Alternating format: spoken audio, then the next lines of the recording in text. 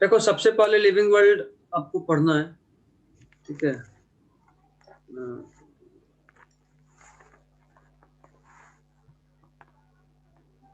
The living world,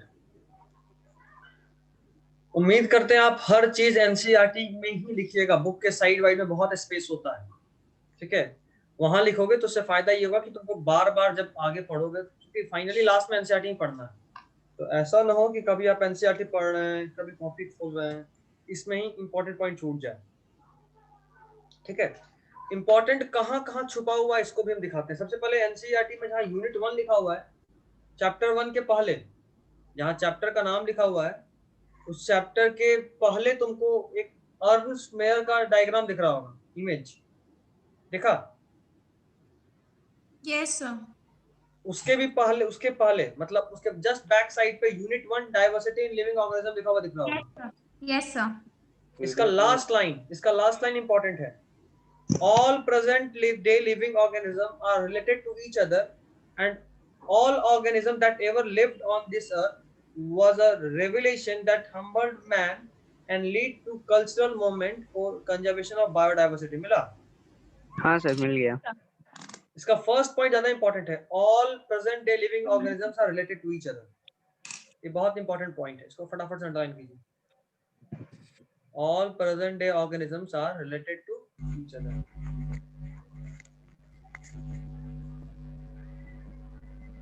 हो गया? Sir, what is the meaning of revelation?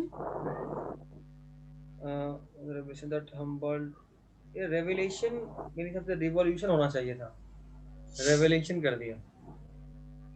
कभी हम भी ध्यान दीजिए, मेरे वाले बुक में एक्चुअली ये मिटा हुआ है, तो हम इस वर्ड को कभी पढ़े ही नहीं, आज पहली बार आपको दिख रहा है।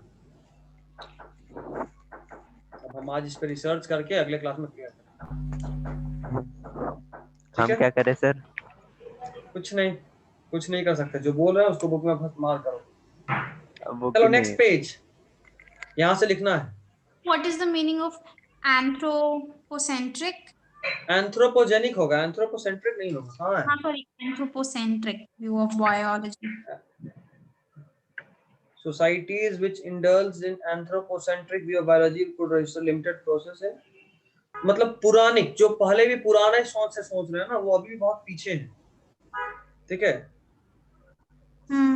मतलब लाइफ को अभी भी देखो, लाइफ के साथ या लाइफ साइंस, बायोलॉजी को लोग लाइफ साइंस बोलते हैं। यहाँ पे सबसे बड़ा प्रॉब्लम ये है कि लाइफ साइंस पिछड़ा हुआ टाइप हो गया है, क्योंकि हम लोग रिसर्च करने से पहले बहुत पहले सोचते थे ये जिंदगी भगवान का दिया हुआ है, हम लोग इस पे क्यों इतना इंजीनियरिंग कर रहे हैं, जो भगवान दे दिए बस ठीक है। जैसे मान लो अभी हम किसी डेड बॉडी को चेक कर रहे हैं कि उसके अंदर कौन सा ऑर्गेनिज्म कहाँ है, क्या है, तो इस बारे में हमको पता तो करना चाहिए। एक सेकंड रुको, एक और बच्चा ज्वाइन हो रहा है, हम आगे बढ़ रहे हैं। देखो अर्न्स्ट मेयर, इनको हम लोग बोलते हैं Father of zoology. Darwin of 20th century, ठीक है। इनको क्या बोलते हैं? Darwin of 20th century. अच्छा, बायोलॉजी से पहले सबसे पहले फादर का बात आ गया, तो चलो बात कर लें जरा फादर का। फादर ऑफ बायोलॉजी किसको बोलते हैं? Father of biology, Father of biology. ये बोलते हैं Aristotle. एरिस्टोटल को बोलते हैं, ठीक है। हाँ, इनको फादर ऑफ जूलॉजी भी बोलते हैं, फादर ऑफ जूलॉजी भी यही है। फादर ऑफ नोमेनक्लेचर कौन है? Nomenclature. हाँ, फादर ऑफ नोमेनक्लेचर,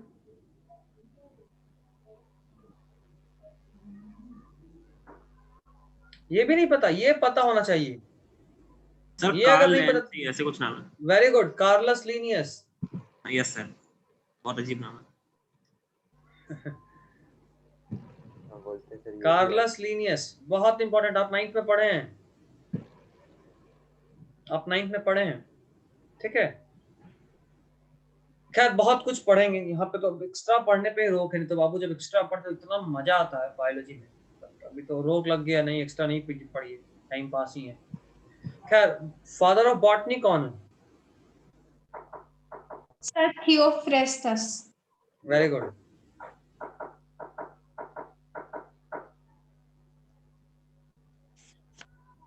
ठीक है, थियोफेरेस्टस लिख लीजिए, अब पूछ दी तो लिख लीजिए। ये कार्लो क्या sir? Carolus Linnaeus, LINNAEUS। Sir CAROLUS। वापस बोलो।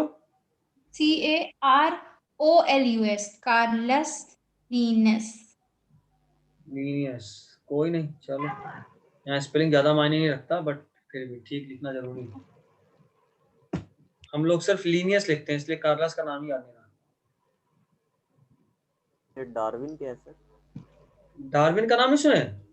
ये सर सुना हो, ये डार्विन ऑफ 20, अच्छा Darwin sir of 20th century. किसका था सर? क्या? सर वापस फादर ऑफ बोलो। बॉटनी क्या लिखे हैं? थियोफेरेस्टस, थियोफेरेस्टस। कोई कुछ पूछ रहा था, साजन क्या कुछ बोल रहे थे तुम? वो डार्विन का सर। देखो, डार्विन के बारे में हम लोग सब जान रहे हैं। डार्विन वो साइंटिस्ट थे जो ये बताए थे कि मंकी से ह्यूमन कैसे बना, है ना। डार्विन वो साइंटिस्ट थे जो ये बताए थे कि मंकी से ह्यूमन कैसे बना। तो उनका कंट्रीब्यूशन बायोलॉजी में बहुत ज्यादा था। ये वो साइंटिस्ट हैं जो 20th सेंचुरी में थे। डार्विन तो बहुत पहले थे, ये बहुत बाद में आए, और इनका भी कंट्रीब्यूशन बायोलॉजी में कुछ वैसा ही था, उतना ही इंपॉर्टेंट था। इसलिए इनको हम लोग बोलते हैं डार्विन ऑफ 20th सेंचुरी। ठीक है, इनको क्या बोलते हैं? Darwin of 20th century. ये वो साइंटिस्ट थे जो पहली बार स्पीसीज को डिफाइन किए थे। और स्पीसीज को डिफाइन करने के लिए जो, वापस बोलो। किसका सर? स्पीसीज को डिफाइन किए थे कि स्पीसीज क्या होता है। ठीक है, और स्पीसीज को डिफाइन करने के लिए जो थ्योरी है यूज किए थे, उसका नाम दिए biological concept of species. Biological concept of species, Ernst Mayr. इनके बारे में एक बात और याद रखिएगा, इनको बहुत सारा प्राइज मिला हुआ है। मेन 3 इंपॉर्टेंट प्राइज इनको मिला हुआ है, जिसको कंबाइनली हम लोग बोलते हैं ट्रिपल क्राउन ऑफ बायोलॉजी। अभी हम जो कुछ भी लिख रहे हैं ना इधर अर्नस्ट मेयर के बारे में, ये सब एनसीईआरटी के उस पेज के बगल वाले पेज में है। और ये वाला तो नीट में पूछा भी चुका है, पूछा जा चुका है, इतना इंपॉर्टेंट है। तो ट्रिपल क्राउन ऑफ बायोलॉजी। हाँ, ट्रिपल क्राउन ऑफ बायोलॉजी में 3 प्राइज था। पहला प्राइज बाल्जन प्राइज, वो है कि ये है a, national prize. Balzan prize. दूसरा international prize of biology, international prize of biology. और तीसरा इज क्राफ्ट फ्रूट प्राइज। ठीक है, ये 3 मेन प्राइज थे जो किनको मिला था? Ernst Mayr. अर्नस्ट मेयर बोलते हैं, अर्नेस्ट नहीं, अर्नस्ट मेयर। अब जरा सा हम लोग पढ़ेंगे स्पीसीज क्या होता है, फिर तो हम लोग आगे देखते हैं। पहले फटाफट से इतना लिखिए, उसी पेज में, बार बार बोल रहा हूँ, एनसीईआरटी में लिख लेना।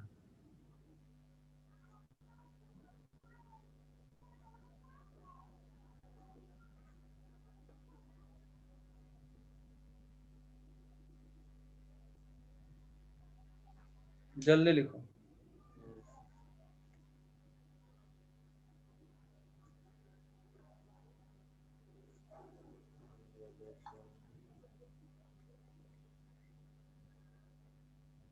ये बेलेजन प्राइज है। कुछ बोल रहे हो साजन? वो बेलेजन प्राइज है क्या सर फर्स्ट में? बाल्जन, BALZAN, बाल्जन प्राइज।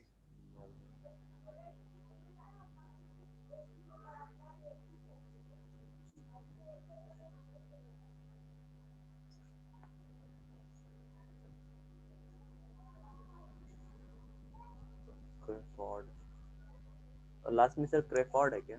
हाँ,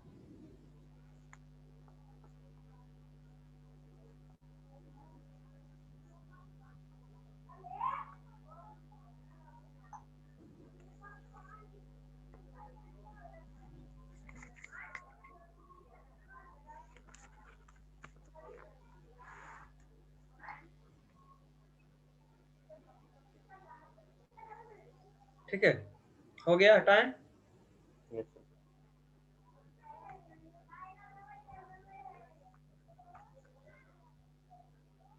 मिटाए ना, चलो आगे डालो हेडिंग।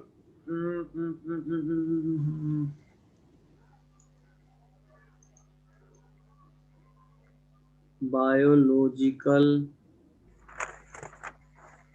Concept of species.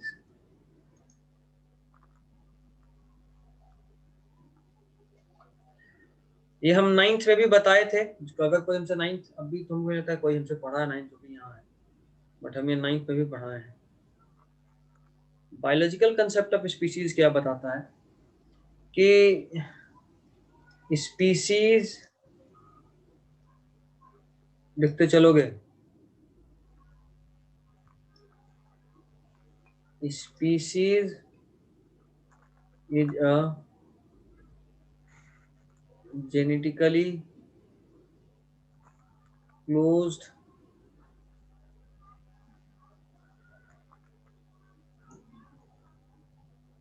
ए छोड़ो, स्पीशीज इज जेनेटिकली क्लोज्ड पढ़ा लिखो। Next point, no organisms from different species can interbreed to form fertile offspring। ठीक है, कोई ऑर्गेनिज्म जो अलग अलग स्पीसीज का है वो इंटरब्रीड कर सकता है। इंटरब्रीड मतलब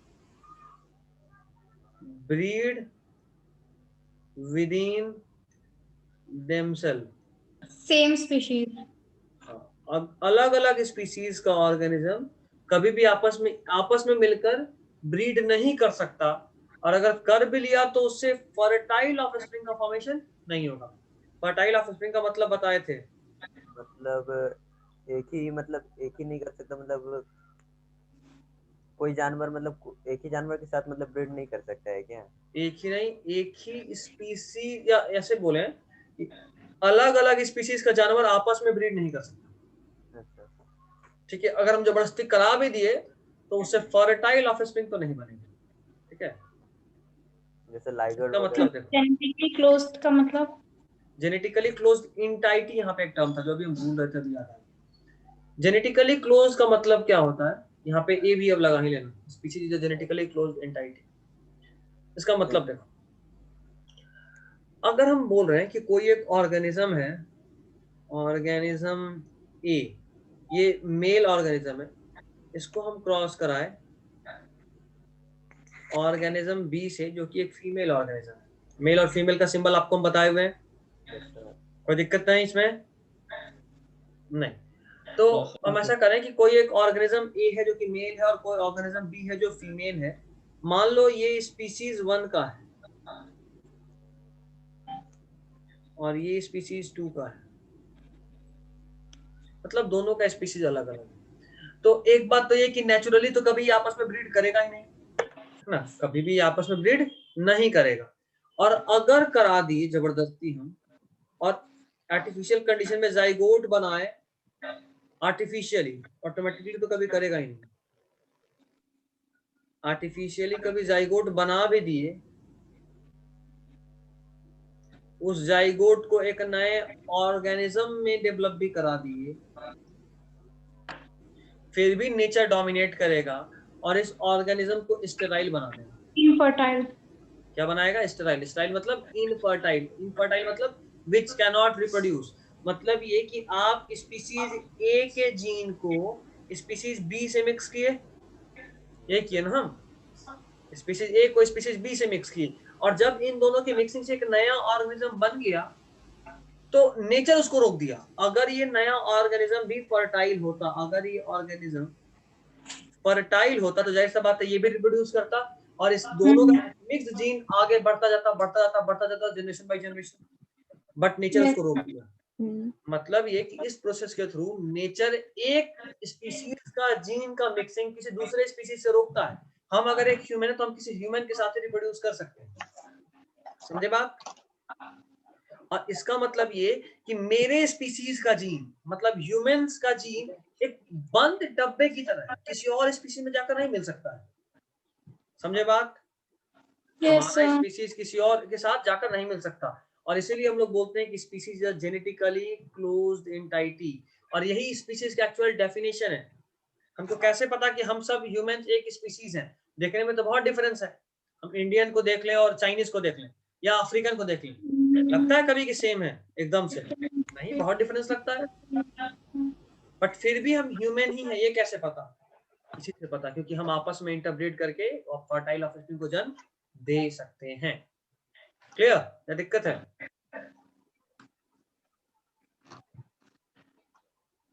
दिक्कत है तो बताइए। नहीं सर। No, sir. नहीं। किसी को कोई दिक्कत नहीं? लिख भी रहे हो साथ में? Yes, sir. उस पेज में बहुत जगह खाली था, आप उसमें लिख सकते हैं आराम से। हटाएं? Yes, sir. ठीक। नेक्स्ट, इसका एक एग्जाम्पल भी है।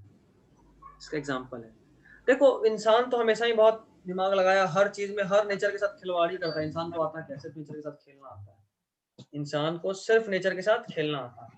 और वो खेला कैसे? देखो, इंसान सोचा कि अच्छा हॉर्स जो है बहुत तेजी से दौड़ सकता है ना?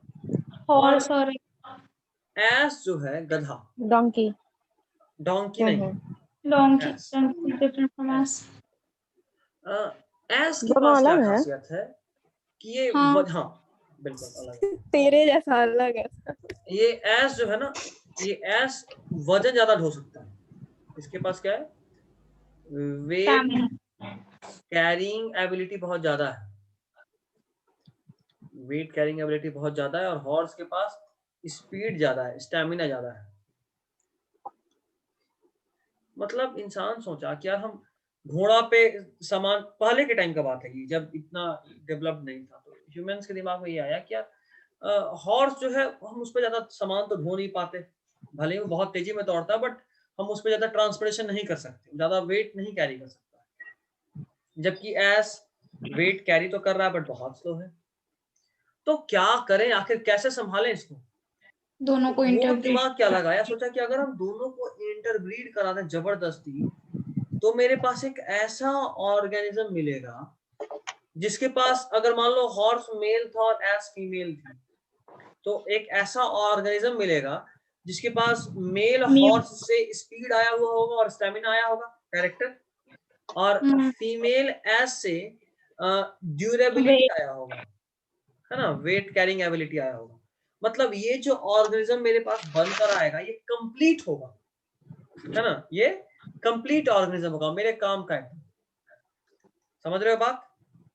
इंसान बिल्कुल ये क्रॉस को किया, क्रॉस करने के बाद जो ऑर्गेनिज्म बना उसका नाम है Mule. म्यूल। खच्चर सुने? खच्चर, Yes. वही है म्यूल। याद रखिएगा, दो होता है, दो होता है। एक मेल एक फीमेल. नहीं, हाँ, ये सर. स्टेराइल होता है ना, तो मेल फीमेल में कोई बात ही नहीं है यहाँ।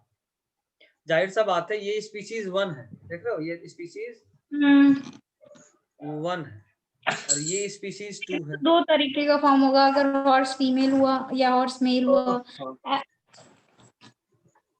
अगर ये दोनों अलग अलग स्पीशीज, तो जाहिर सा बात है कि नेचर इसको क्या कर देगा, स्टेराइल बना देगा, बनाएगा ना स्टेराइल, जाहिर सा बात है। मतलब अब ये रिप्रोड्यूस कर सकता है क्या? नहीं.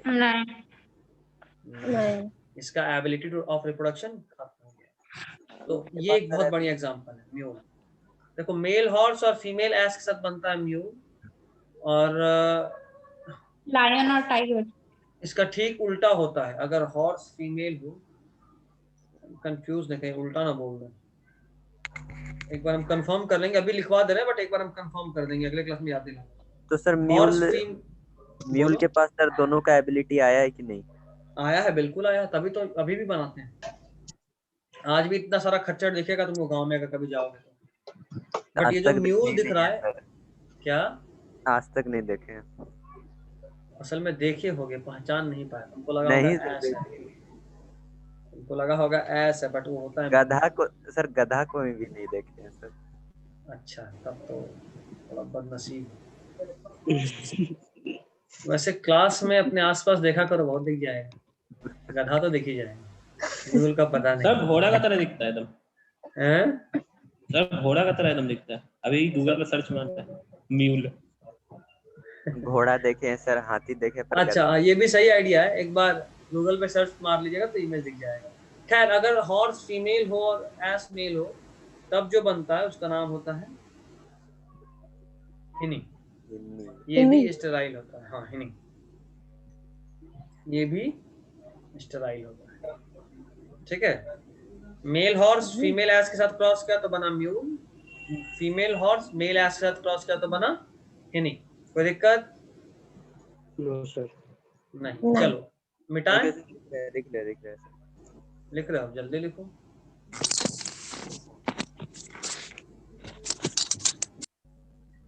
नेक्स्ट, ये बड़ा ही इंटरेस्टिंग है। इस बायोलॉजिकल कंसेप्ट ऑफ स्पीशीज का सिर्फ 2 एक्सेप्शन है। Exception to biological concept of species, 2। पहला इज टाइगॉन। कैसे बनता है? मेल टाइगर, अगर हम क्रॉस करते हैं फीमेल लायन से, तब जो बनता है वो है टाइगॉन। देखो ये भी 2 स्पीशीज है, बट ये क्या होता है? फर्टाइल। और दूसरा इज लाइगर, टाइगर।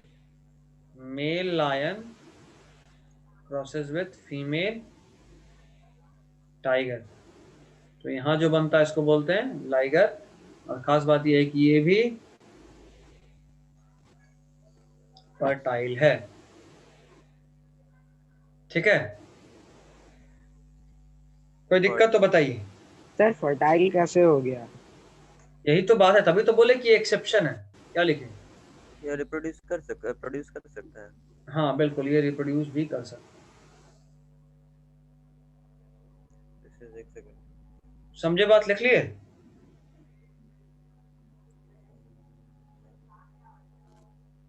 लिख लिए? नहीं सर। हाँ। कोई नहीं, चलो बस आज के लिए इतना ही। अच्छा खासा चीज आज पढ़ लिए, क्योंकि ये सेशन भी एंड होने वाला है, आखिरी का 10 मिनट बचा है। अगले दिन हम इस चैप्टर में एंटर करेंगे, जहाँ से स्टार्ट करेंगे। ये मुश्किल से 5-6 दिन का चैप्टर है, 6 दिन मानकर चलो, क्योंकि भी थोड़ा स्लो चलेंगे। 2, 2, 4, 2, 6, हाँ 6 दिन मानकर चलो। ठीक है, इस चैप्टर पर आपका स्पीड थोड़ा डाउन होगा। इस चैप्टर में आपको तेजी में पढ़ना सीख लेना है, उसके बाद स्पीड राइज होगा और धीरे धीरे करके अपने मैक्सिमम स्पीड पे जाएंगे। ठीक है ना? हम वही हैं जो एक दिन में आपका भी 10th में एक चैप्टर खत्म कर रहे थे, और आज हम वही हैं जो एक पेज भी सही से नहीं पढ़ाए। आज चीज बहुत समझाए बट स्लो है, तो थोड़ा सा अपना स्पीड आपको सीखना होगा। मेरे साथ ट्यूनिंग थोड़ा बैठाना, थोड़ा स्पीड में कैसे पढ़े। अभी पहला कुछ चैप्टर्स थोड़ा स्लो रखेंगे जानबूझ के भी, क्योंकि अभी आप बहुत सारे टर्म्स से इंट्रोड्यूस नहीं। धीरे धीरे, जैसे आज हमको फर्टाइल स्टेराइल भी बताना पड़ा, अगली बार से थोड़ा ना बताएंगे, तो आपको इन सब टर्म्स को याद रखना है। आज का लेक्चर आज खत्म होना चाहिए, अगले क्लास में पूछेंगे भी, उसके लिए भी रेडी रहिएगा। ठीक है, चलिए एंड करें। Yes sir.